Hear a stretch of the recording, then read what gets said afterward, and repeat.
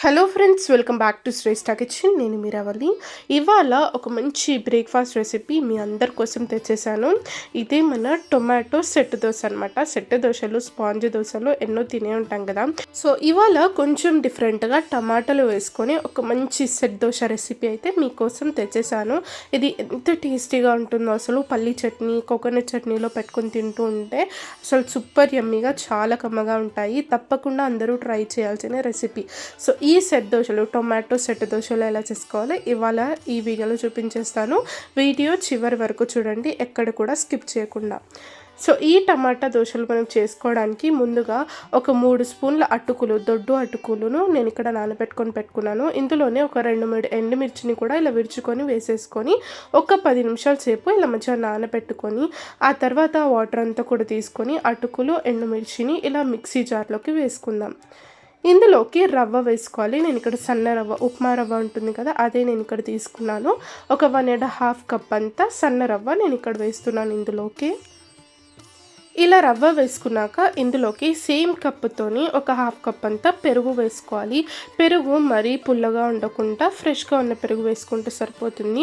మంచి taste add అవుతుంది దోశలోకి. అలాగే సాఫ్ట్గా, స్పాంజీగా వస్తాయి పెరుగు వల్ల. ఇలానే కొంచెం వాటర్ కూడా వేసేసుకొని, కొంచెం ఉప్పు వేసుకొని, అలాగే ఒక 1/2 స్పూన్ అంతా చక్కెర కూడా వేస్తున్నాను. మంచి కలర్లో వస్తాయి దోశలు. ఇలా ఇవన్నీ కూడా వేసుకొని మంచిగా ఒకసారి గ్రైండ్ చేసుకొని తీసుకుందాం. అవసరమైతే కొన్ని వాటర్ వేసుకొని మంచిగా ఇలా మెత్తగా గ్రైండ్ చేసుకొని తీసుకోవాలి, బరకగా ఉండకుండా. ఆ తర్వాత ఇందులోకి చిన్న సైజ్ ఒక 3 టమాటాలను ఇలా కట్ చేసుకొని వేసుకుంటున్నాను ఈ బ్యాటర్లోకి. ఇలా టమాటాలు వేసుకున్నాక మరొకసారి మంచిగా స్మూత్గా బ్యాటర్ని బాగా మిక్సీ పట్టుకొని తీసేసుకుందాము. చూస్తున్నారు కదా, ఈ విధంగా మనకు బ్యాటర్ రెడీ అవుతుంది. దీన్ని మనము ఒక బౌల్లోకి తీసేసుకుందాం.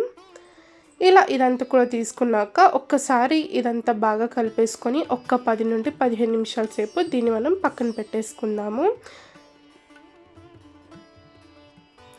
ఈ విధంగా ఒక 15 నిమిషాల సేపు తర్వాత నేను ఇక్కడ మీకు చూపిస్తాను చూడండి.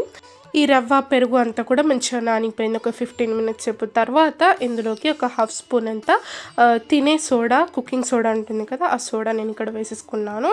ఇలా మంచిగా ఒకసారి బాగా మిక్స్ చేసుకున్నాక ఇందులోకి అవసరమైతే కొన్ని వాటర్ వేసుకొని ఈ కన్సిస్టెన్సీ వచ్చేంత వరకు బాగా ఒకసారి బాగా మిక్స్ చేసేసుకున్నాక మనము వేడివేడిగా దోశలు వేసేసుకోవడమే.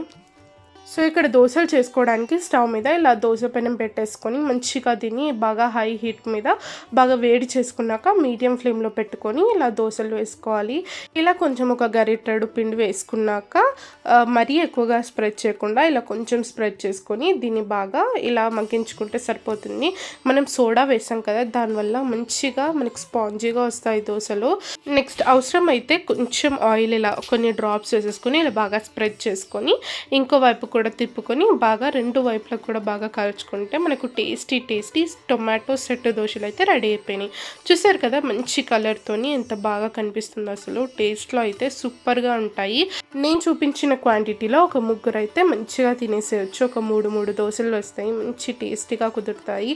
అందరు కూడా తప్పకుండా ట్రై చేసి మీకు ఎలా కుదిరిందో నాతో కామెంట్ సెక్షన్లో షేర్ చేసుకోవడం అస్సలు మర్చిపోకండి. ఈ వీడియో నచ్చినట్లయితే వీడియోని లైక్ చేయండి, షేర్ చేయండి, మన ఛానల్ని సబ్స్క్రైబ్ చేసుకొని పక్కనే ఉన్న బెల్ ఐకాన్ కూడా ప్రెస్ చేయడం వల్ల నేను పెట్టే ప్రతి ఒక్క వీడియో మీకు నోటిఫికేషన్ వస్తుంది. మీ ఫ్రెండ్స్ అండ్ ఫ్యామిలీ మెంబర్స్తోని షేర్ కూడా చేసుకోండి. ఇలాగే నన్ను సపోర్ట్ కూడా చేస్తూ ఉండండి. మరిన్ని టేస్టీ రెసిపీస్తో మళ్ళీ వచ్చేస్తాను. అంతవరకు నేను Meeravali, signing off. Bye bye.